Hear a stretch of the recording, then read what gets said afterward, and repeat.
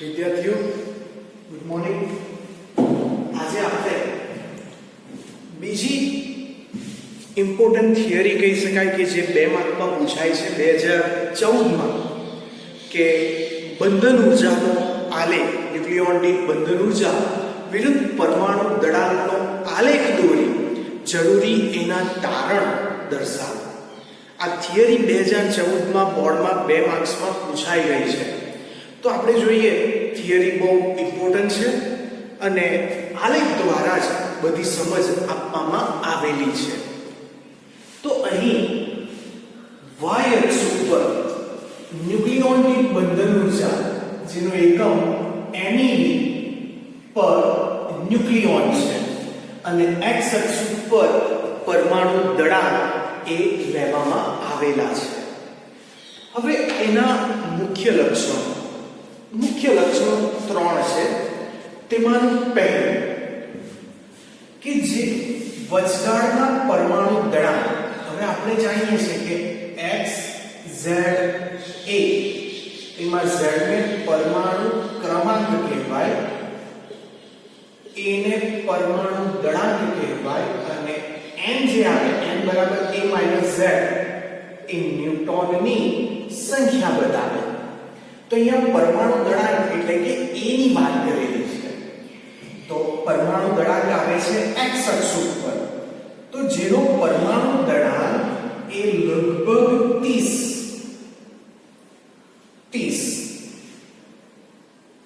થી 170 ની વચ્ચે, એટલે વચગાળાના પરમાણુ દળાંક 30 થી 170 ની વચ્ચે ધરાવતા ન્યુક્લિયસો માટે ન્યુક્લિયોન દીઠ બંધન ઉર્જાનું મૂલ્ય લગભગ અચળ રહે છે। અચળ ન્યુક્લિયોન દીઠ બંધન ઉર્જાનું મૂલ્ય કોના માટે અચળ? તો જેનો પરમાણુ દળાંક એ 30 થી 170 ની વચ્ચે હોય એના માટે છે। બીજું, આનો અર્થ એવો થાય છે કે ન્યુક્લિયોન દીઠ બંધન ઉર્જા એ ન્યુક્લિયસોના પરમાણુ ક્રમાંક એટલે કે Z ઉપર આધારિત નથી। બીજું, સૌથી વધુ ન્યુક્લિયોન દીઠ બંધન ઉર્જાનું મૂલ્ય એ Fe નું છે અને એનું મૂલ્ય એ 8.75 MeV પર ન્યુક્લિયોન છે। વિદ્યાર્થીઓ, આ દાખલો આપણે જોઈ ગયેલા છે, બરાબર? દળ શક્તિના આધારે બંધન ઉર્જા અને ઉપરથી ન્યુક્લિયોન દીઠ બંધન ઉર્જા, તો એ Fe નો દાખલો જોઈ ગયા ત્યાં મૂલ્ય 8.8 MeV એટલે એપ્રોક્સી 8.8 આવતું, બરાબર? એટલે 8.75 એટલે 8.8 જ કહેવાય। તો અહીંયા એ આલેખમાં એ જ વસ્તુ કીધી છે કે Fe ની ન્યુક્લિયોન દીઠ બંધન ઉર્જા સૌથી વધારે અને તેનું મૂલ્ય એ 8.75 MeV જેટલું છે। Fe નો પરમાણુ દળાંક જોજો 56 છે, તેની સાથે યુરેનિયમ નો પરમાણુ દળાંક 238 છે, તો પણ એની જે ન્યુક્લિયોન દીઠ બંધન ઉર્જા એ 8 કરતા તો ઓછી છે અને એ યુરેનિયમની ન્યુક્લિયોન દીઠ બંધન ઉર્જા નું મૂલ્ય એ લગભગ 7.6 MeV પર ન્યુક્લિયોન જેટલું થાય છે। તો આપણે પહેલો મુદ્દો અહીંયા સમજ્યા કે આપણે y અક્ષ ઉપર ન્યુક્લિયોન દીઠ બંધન ઉર્જા વિરુદ્ધ પરમાણુ દળાંકનો આલેખ દોર્યો છે। જે આલેખમાં પરમાણુ દળાંક 30 થી 170 ની વચ્ચે જે આવે છે, જેનો પરમાણુ દળાંક એટલે કે a, એની ન્યુક્લિયોન દીઠ બંધન ઉર્જાનું મૂલ્ય લગભગ અચળ રહે છે। બીજું કે સૌથી વધુ ન્યુક્લિયોન દીઠ બંધન ઉર્જાનું મૂલ્ય Fe નું છે અને તે છે 8.75 MeV પર ન્યુક્લિયોન। Fe નો પરમાણુ દળાંક 56 છે, તેની સામે યુરેનિયમનો પરમાણુ દળાંક 238 છે। ભલે યુરેનિયમનો પરમાણુ દળાંક વધારે છે પણ એની બંધન ઉર્જા એ કેટલી છે? 7.6, જે દર્શાવે છે કે 30 થી 170 ની વચ્ચે જે આવેલા છે, જેનો પરમાણુ દળાંક 30 થી 170 ની વચ્ચે એ બધાની ન્યુક્લિયોનની બંધન ઉર્જા લગભગ અચળ જેવી, એટલે કે તેની ઉર્જા એ 8 MeV કરતા ઉપર જેવી જશે. બીજો મુદ્દો, હલકા ન્યુક્લિયસ. હલકા ન્યુક્લિયસ એટલે જેનો પરમાણુ દળાંક 30 થી ઓછો હશે, એટલે કે આ ભાગ, એને હલકા ન્યુક્લિયસ અને ભારે ન્યુક્લિયસ એટલે જેનો પરમાણુ દળાંક એ 170 થી વધુ હશે, એનું ન્યુક્લિયોનિક બંધન ઉર્જાનું મૂલ્ય નાનું છે. બંધન ઉર્જાનું મૂલ્ય નાનું છે. સ્વાભાવિક છે કે 30 થી 170 ની વચ્ચેની ઉર્જા લગભગ 8 MeV થી વધુ જેવી જ મળે છે. તો તમે 30 થી ઓછા જોઈ લો તો અહીં જે મૂલ્ય છે એ લગભગ 7 થી ઓછું છે, જ્યારે ભારે ન્યુક્લિયસ છે તેનું પણ મૂલ્ય 8 થી ઓછું જેટલું છે. એટલે કહી શકાય કે હલકા ન્યુક્લિયસ કે ભારે ન્યુક્લિયસ. હલકા ન્યુક્લિયસ એટલે જેનું પરમાણુ દળાંક 30 થી ઓછો છે, અને ભારે ન્યુક્લિયસ એટલે જેનો પરમાણુ દળાંક એટલે કે એ 170 થી વધુ છે. એની ન્યુક્લિયોનની બંધન ઉર્જા એ ઓછી છે. બરાબર? એટલે કહી શકાય કે આપણે આ જે ઉત્તક રેખા બતાવી તેની આ બાજુનો ભાગ, આ હલકા અને આ ભારે, તો એ હલકામાં આવશે H2 H3 He4 3O16 O18 વગેરે, અને ભારેમાં આવશે Al197 યુરેનિયમ 238 એ બધા. તો એની બંધન ઉર્જા એ 30 થી 170 ના વચ્ચેની જે ઉર્જા છે તેના કરતા ઓછી છે. આને ઉપરથી કહી શકાય કે H12 એની બંધન ઉર્જા આપણે આલેખમાં જોઈએ તો લગભગ એની ઉર્જા એ 2 કે 4 ની વચ્ચે જેવી જ રહેતી હોય છે, અને લોખંડની બંધન ઉર્જા એ સૌથી વધારે Fe ની 8.75 છે. ત્રીજો મુદ્દો, આજે આપણે હલકા ન્યુક્લિયસ જોયા. જે હલકા ન્યુક્લિયસના સ્થાયીપણા માટે ન્યુટ્રોન અને પ્રોટોન ની સંખ્યાનો ગુણોત્તર 1:1 આવવો જોઈએ. આપણને ખબર કે n એ ન્યુટ્રોનની સંખ્યા બતાવે, પરમાણુ દળાંક એ ન્યુટ્રોન અને પ્રોટોનની સંખ્યા બતાવે, z પરમાણુ ક્રમાંક એ ન્યુટ્રોનની સંખ્યા પ્રોટોનની સંખ્યા બતાવે. તો z અને n નો ગુણોત્તર એ હલકા ન્યુક્લિયસ માટે એનો ગુણોત્તર 1:1 હોવો જરૂરી છે, જ્યારે ભારે ન્યુક્લિયસ સ્થાયીપણા માટે એનો ગુણોત્તર વધીને 3:2 જેટલો થાય છે. આપણે યાદ રાખશું કે હલકા ન્યુક્લિયસ માટે ન્યુટ્રોન અને પ્રોટોનનો ગુણોત્તર 1:1 જેટલો, અને ભારે ન્યુક્લિયસ માટે એ ગુણોત્તર વધીને 3:2 જેટલો થાય છે. તો વિદ્યાર્થીઓ, 2 માર્ક્સમાં બંધન ઉર્જાનો આ એક ભાગ પૂછી શકાય છે કે એના લક્ષણો શું, અને બીજો ભાગ બી પૂછી શકાય કે એના તારણો શું. તો આપણે લક્ષણોમાં 3 મુદ્દા જોયા, અને આલેખ એટલે આલેખની સાથે તમે 3 મુદ્દા લખો તો એ તમને 2 માર્ક્સ આપશે. બરાબર? કારણ કે થિયરી, આખી થિયરી 2 માર્ક્સમાં જ આવે છે. ચાલો ફરીથી સમજીએ લક્ષણો શું. તો જેનો પરમાણુ દળાંક 30 થી 170 ની વચ્ચે, પરમાણુ દળાંક એટલે કે એ 30 થી 170 ની વચ્ચેનો ભાગ, એની ન્યુક્લિયોનની બંધન ઉર્જા લગભગ અચળ રહે છે. અને બીજું, ન્યુક્લિયોનની બંધન ઉર્જા સૌથી વધારે છે Fe 8.75 MeV પર ન્યુક્લિયોન. Fe કરતા ભલે યુરેનિયમનો પરમાણુ દળાંક વધારે છે 238 જેટલો, તો પણ તેની બંધન ઉર્જા Fe કરતા ઓછી છે, અને તે લગભગ 7.6 MeV પર ન્યુક્લિયોન છે. બીજો લક્ષણ કે 30 થી ઓછા પરમાણુ દળાંક એટલે કે હલકા ન્યુક્લિયસ ની બંધન ઉર્જા ઓછી, જ્યારે 170 થી ભારે 170 થી વધુ ન્યુક્લિયસ 170 થી વધુ પરમાણુ દળાંક વાળા ન્યુક્લિયસ એટલે કે ભારે ન્યુક્લિયસ, એની પણ બંધન ઉર્જા એ વચગાળ કરતા તો ઓછી હોય છે. ત્રીજું તારણ કે હલકા ન્યુક્લિયસ સ્થાયીપણું ક્યારે આવે?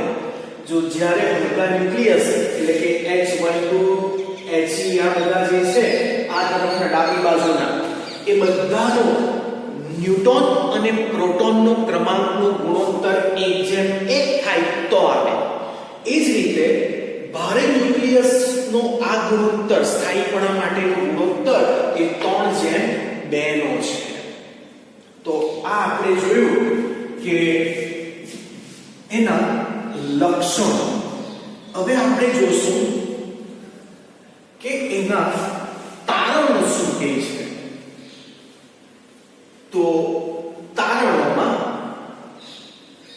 મોટે ભાગે અમુક મુદ્દાઓ એ લક્ષણોને આધારે જ દર્શાવેલા પણ હશે. પહેલો મુદ્દો, ન્યુક્લિયર બળ. કયું બળ? ન્યુક્લિયર બળ એ માત્ર આકર્ષણ પ્રકારનું છે જે ન્યુક્લિયોન દીઠ જરૂરી બંધન ઊર્જા ઉત્પન્ન કરવા માટે પૂરતું પ્રબળ છે. તો આપણે 11મા ધોરણમાં આ બળ વિશે પહેલો શબ્દ ત્યાં જ સાંભળેલો. 11મા ધોરણમાં પહેલા ચેપ્ટરમાં ન્યુક્લિયર બળ, સ્ટ્રોંગ બળ, વીક બળ, ગુરુત્વાકર્ષી બળ. તો આજ એ બળની વાત કરી છે કે ન્યુક્લિયર બળ એ માત્ર આકર્ષણ પ્રકારનું છે જે ન્યુક્લિયોન દીઠ બંધન ઊર્જા એટલે કે EBN ઉત્પન્ન કરવા માટે પૂરતું પ્રબળ છે. બીજું, આ જે ન્યુક્લિયર જે બળ છે એ બળ લઘુ અંતરીય હોવાથી, એટલે લઘુ અંતરીય અને ગુરુ અંતરીય પણ તમે આ શબ્દ બી 11માના પહેલા ચેપ્ટરમાં ભણેલા. લઘુ અંતરીય એટલે ઓછા અંતર માટે, ગુરુ અંતરીય એટલે મોટા અંતર માટે. તો આ જે ન્યુક્લિયર બળ એ લઘુ અંતરીય હોવાથી 30 થી 170 ની વચ્ચેના વિસ્તારમાં ન્યુક્લિયોન દીઠ ઊર્જાનું મૂલ્ય એ લગભગ અચળ છે. આપણે પહેલું જ તારણ જોયું હતું, પહેલું જ લક્ષણ જોયું હતું કે 30 થી 170 ની વચ્ચે ન્યુક્લિયોન દીઠ બંધન ઊર્જા સૌથી વધારે. તો એનું તારણ આવ્યું કે શા માટે એવું થાય? તો એનું કારણ એવું છે કે એ ન્યુક્લિયર બળ લઘુ અંતરીય છે એટલા માટે. ચાલો, તો આ જે ન્યુક્લિયર બળ એ લઘુ અંતરીય છે તો એ કેવી રીતે અહીંયા સાબિત થાય એ વિશેનું અહીં જરાક તારણ વધુ ડિટેલમાં આપેલું છે કે પૂરતા મોટા ન્યુક્લિયોનની અંદરના વિસ્તારમાં રહેલો એક ન્યુક્લિયોનનો વિચાર કરો. ચાલો, આ મોટું ન્યુક્લિયસ છે. તો એ જે ન્યુક્લિયસની અંદરના વિસ્તારમાં એક ન્યુક્લિયોનનો વિચાર કરો. ચાલો, આ એક ન્યુક્લિયોન છે. તો આ ન્યુક્લિયોનની આસપાસ બીજા ન્યુક્લિયોન પણ, ચાલો એની આસપાસ આ ઘણા બધા બીજા ન્યુક્લિયોન બી છે. ઉપર ન્યુક્લિયર આકર્ષણ બળ લગાડે પણ તેની અવધિથી દૂર રહેલા ન્યુક્લિયોન ઉપર આકર્ષણ બળ લગાડી ન શકે.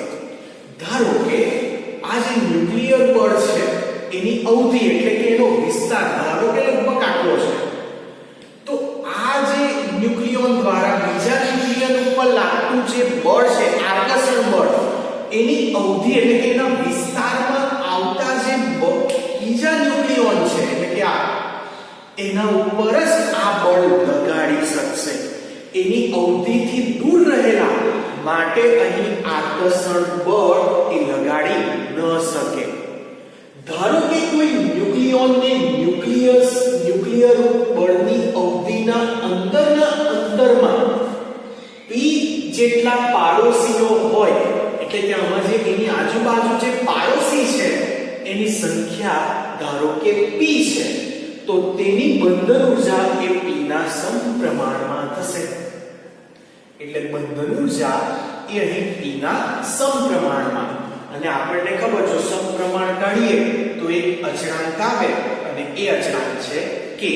એટલે અહીં બંધન ઊર્જા, ન્યુક્લિયોનની બંધન ઊર્જા એ હવે કેટલી થશે? pk જેટલી. જ્યાં k એ અચળાંક છે જેનો એકમ ઊર્જાનો એકમ જેટલો છે. એટલે કે ભલે અચળાંક છે પણ એનું પરિમાણ એનું એમએલટી એ ઉર્જાનું જ છે. મતલબ કે પણ એક પ્રકારનો એકમ, k નો એકમ એ ઉર્જાનો જ એકમ છે. જો આપણે વધારાનો ન્યુક્લિયોન ઉમેરીએ, આ બધી પ્રક્રિયા થઈ ગઈ પછી અંદર વધારાના આપણે ન્યુક્લિયોન ઉમેરતા જઈએ તો પણ આપણે બંધન ઉર્જાનું મૂલ્ય વધારી શકતા નથી. મોટા ભાગના ન્યુક્લિયોન સપાટી પર નહીં પણ અંદરના ભાગમાં રહેતા હોવાથી, એટલે આ જે ન્યુક્લિયોન છે એ સપાટી પર નથી રહેતા, એ ક્યાં રહે છે? અંદરના ભાગમાં રહેતા હોવાથી ન્યુક્લિયોન દીઠ બંધન ઉર્જાનો ફેરફાર એ નાનો થાય છે. ન્યુક્લિયોન દીઠ બંધન ઉર્જાનો ફેરફાર કેવો થાય છે? નાનો. કેમ? તો કે બધા એ સપાટી પર નહીં પણ સપાટીના અંદરના ભાગમાં રહે છે એટલા માટે. આપેલ ન્યુક્લિયોન માત્ર તેની નજીકના ન્યુક્લિયોનને જ અસર કરે તો આ જે ન્યુક્લિયોન છે એની આજુબાજુ નજીકના રહેલા ન્યુક્લિયોન ઉપર જ એ અસર કરે છે. આ ગુણધર્મને આપણે સંતૃપ્તતાનો, ન્યુક્લિયર બળના સંતૃપ્તતાનો ગુણધર્મ પણ કહેવાય છે. બરાબર? ચાલો, તારણમાં આપણે અત્યાર સુધીમાં બે તારણ જોયા, જેમાં પહેલું કે આ જે ન્યુક્લિયર બળ એ આકર્ષણ બળ છે અને જે બંધન ઉર્જા ઉત્પન્ન કરવા માટે પ્રબળ છે. બીજું કે આપણે 30 થી 170 ની વચ્ચે પરમાણુ દળાંક જે ધરાવે જેની બંધન ઉર્જા લગભગ અચળ છે, એનું કારણ એવું છે કે એ ન્યુક્લિયર બળ એ લઘુઅંતરીય છે. તો ન્યુક્લિયર બળ લઘુઅંતરીયનો આપણે અર્થ કેવી રીતના કાઢીએ? તો એક ન્યુક્લિયસ વિચારો, ન્યુક્લિયસની અંદર એક ન્યુક્લિયોન છે અને એ ન્યુક્લિયોનની આજુબાજુ બીજા ન્યુક્લિયોન છે. તો આ જે ન્યુક્લિયોન છે એ એની જેટલી અવધિ, એનો જે વિસ્તાર હશે એટલા જ વિસ્તારમાં જ આ લઘુઅંતરીય ન્યુક્લિયર બળ લગાડશે. એના બહારના વિસ્તારમાં તે લગાડી શકતું નથી. ધારો કે એ ન્યુક્લિયોનની આજુબાજુ રહેલા જે ન્યુક્લિયોન, બીજા જે ન્યુક્લિયોન છે તે ધારો કે p જેટલા છે, તો એ કહી શકીએ કે બંધન ઉર્જા એ p ના સમપ્રમાણમાં. સમપ્રમાણ કાઢીએ તો એક અચળાંક મૂકવો પડે, એ અચળાંક છે k. તો અહીંયા pk એ છે બંધન ઉર્જા. બરાબર? બીજું, હવે જો આપણે વધારાના બીજા ન્યુક્લિયોન ઉમેરતા જઈએ તો પણ એ બંધન ઉર્જાનું મૂલ્ય લગભગ અચળ પહેલા જે હતું તે, એટલે કે વધતું નથી. તો એનું કારણ શું? કે એનું કારણ એવું કે આ જે ન્યુક્લિયોન છે એ સપાટી પર નહીં પણ સપાટીના અંદરના ભાગમાં રહે છે. એટલે એનો જે ફેરફાર થાય છે એ ફેરફાર એ લગભગ નજીવો જેટલો થાય. અને આ જ કારણ એ આ સંતૃપ્તતાનો ગુણધર્મ દર્શાવે છે. વિદ્યાર્થીઓ, બીજો એકદમ અગત્યનો મુદ્દો જે કહી શકાય કે એ પણ આપણને 2 માર્ક્સ માટે પૂછી શકાય એવી છે, આ થિયરીનો જ આપણે તારણનો જ એક ભાગ છે કે ન્યુક્લિયર વિખંડન અને ન્યુક્લિયર સંલયન એટલે શું? તો ન્યુક્લિયર વિખંડનની ઘટના એટલે કે જ્યારે ભારે ન્યુક્લિયસમાંથી 2 હલકા ન્યુક્લિયસ છૂટા પડે. શું? કોઈ ભારે ન્યુક્લિયસ માંથી 2 હલકા ન્યુક્લિયસ છૂટા પડે તો અને સાથે સાથે યોગ્ય એવી ઉર્જાને આપણે q વડે દર્શાવીએ, યોગ્ય એવી ઉર્જા મુક્ત થાય તો આ પ્રક્રિયાને ન્યુક્લિયર વિખંડનની પ્રક્રિયા કહેવાય છે. ઉદાહરણ સમજીએ કે ધારો કે એક આપણી પાસે ન્યુક્લિયસ છે જેનો પરમાણુ દળાંક એ 240 છે. 240 એટલે યુરેનિયમની નજીકનો 238 જેવો છે. તો તેના ન્યુક્લિયસની ન્યુક્લિયોનની બંધન ઉર્જાનું મૂલ્ય કેટલું હશે? તો જો ધારો કે આપણે યુરેનિયમ જ સમજીએ તો યુરેનિયમ માટે આપણે બંધન ઉર્જાનું મૂલ્ય જોયું કે લગભગ 7.3 MeV જેટલું હતું. હવે આ જે યુરેનિયમ છે 238 માંથી એને 2 હલકા બનાવ્યા તો યુરેનિયમ બે હલકા થશે, એક તો Ba144 અને બીજું Kr89. બરાબર, આપણે બે ઉદાહરણ સમજતા છે. એક આ એક ઉદાહરણ છે જે યુરેનિયમ છે 236. તો જ્યારે યુરેનિયમ 236 નો વિચાર કરો તો એની બંધન ઊર્જા 7.3 છે. તેમાંથી બે હલકા છૂટા પડે, બે હલકા ન્યુક્લિયસ, જેનો પરમાણુ દળાંક 1 નો 89 છે અને 1 નો 144, મતલબ કે એ બંને 30 થી 170 ની વચ્ચે છે. તો આની ઊર્જા 7.3, આની ઊર્જા લગભગ 8 MeV જેટલી અને આની પણ 8 MeV જેટલી. તો તમે પ્રક્રિયામાં જો ઊર્જા જો તો એ 7.3, જ્યારે નિપજમાં 8 વત્તા 8 એટલે કે 16 જેટલી MeV ને બીજી જે ઊર્જા છૂટી પડે તે તો અલગ. એટલે કહી શકાય કે જ્યારે ભારે ન્યુક્લિયસ માંથી બે હલકા ન્યુક્લિયસ બને તો એ બે હલકા ન્યુક્લિયસની ન્યુક્લિયોટિક બંધન ઊર્જા એ ભારે ન્યુક્લિયસ કરતા આની કેટલી હશે? વધારે જ હશે. આ પ્રક્રિયાને ન્યુક્લિયર વિખંડનની પ્રક્રિયા કહેવાય.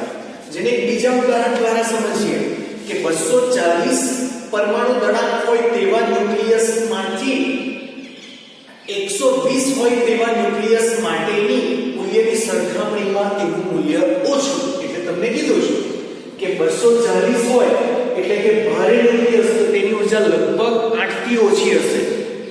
અને 240 ના બે સરખા ભાગ પાડીએ, 120 120, તે 30 થી 170 ની વચ્ચે આવે, 120. એટલે એનું મૂલ્ય એ 8 થી વધારે છે, 8 વત્તા 8 એટલે 16 થાય. તો આ જો 240 નું વિખંડન થઈ બે 120 ના ન્યુક્લિયસ બને છે અને ઊર્જા મુક્ત થાય, જેને ન્યુક્લિયર વિખંડનની પ્રક્રિયા કહેવાય, જે પરમાણુ બોમ્બનો સિદ્ધાંત છે.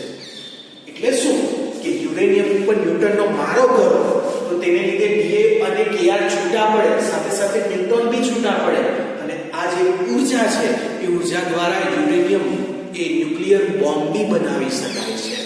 તો એની વાત કરી છે. ચાલો ટૂંકમાં હું તારણ કેવું કે ન્યુક્લિયર વિખંડનની પ્રક્રિયા એટલે કે જ્યારે એક ભારે ન્યુક્લિયસમાંથી બે હલકા ન્યુક્લિયસ બને તો એ બે હલકા ન્યુક્લિયસની બંધન ઊર્જા ભારે ન્યુક્લિયસની બંધન ઊર્જા કરતા કેવી હશે? વધારે જ હશે, જેને ન્યુક્લિયર વિખંડનની પ્રક્રિયા કહેવાય. ચાલો હવે ન્યુક્લિયર સંલયન એટલે કે જ્યારે બે એ ભેગા થઈને એક ભારે ન્યુક્લિયસ બનાવે અને ઊર્જા મુક્ત કરે તો આ પ્રક્રિયાને ન્યુક્લિયર સંલયન. વિખંડનમાં શું હતું? ભારેમાંથી બે હલકા. સંલયનમાં શું? બે હલકા ભેગા થઈને એક ભારે બનાવે તો અને ઊર્જા મુક્ત કરે તો એને ન્યુક્લિયર સંલયનની ઘટના કહેવાય.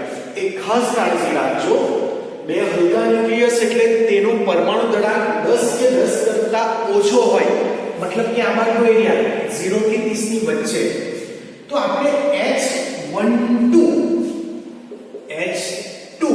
અને H2 એટલે કે H12 બે હલકા ન્યુક્લિયસ લઈએ તો એક ભારે ન્યુક્લિયસ He24 બનશે.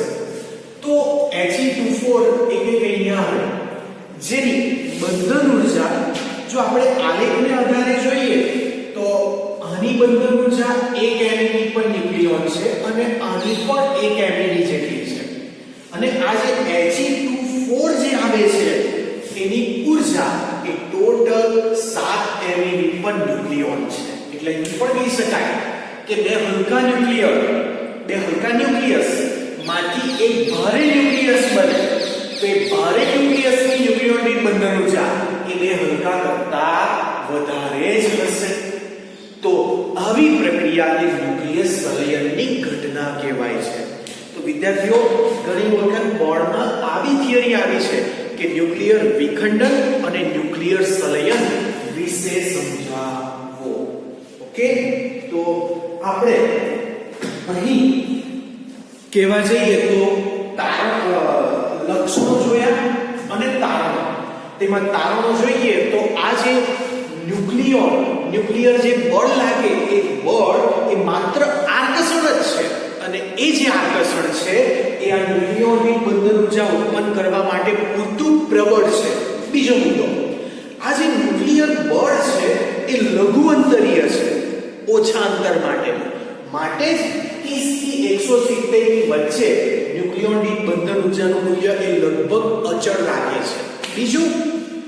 ત્રીજો મુદ્દો, ન્યુક્લિયર વિખંડન, કે એક ભારે ન્યુક્લિયસમાંથી બે હલકા ન્યુક્લિયસ બને તો એ બે હલકા ન્યુક્લિયસની બંધન ઊર્જા પેલા ભારે કરતા વધારે હશે, જેને ન્યુક્લિયર વિખંડનની પ્રક્રિયા કહેવાય. ન્યુક્લિયસ સંલયન એટલે કે બે હલકા ન્યુક્લિયસ ભેગા થઈને એક ભારે ન્યુક્લિયસ બનાવે તો એ ભારે ન્યુક્લિયસની ન્યુક્લિયોનની બંધન ઊર્જા પેલા બે હલકા કરતા વધારે જ હશે. તો આ રીતે આપણે આ ચેપ્ટરની એકદમ ઇમ્પોર્ટન્ટ કહી શકાય એવી 2 માર્ક્સની થિયરી જોઈ. ન્યુક્લિયર બંધન ઊર્જા એ ટોટલી ડિસ્ક્રિપ્ટેડ છે.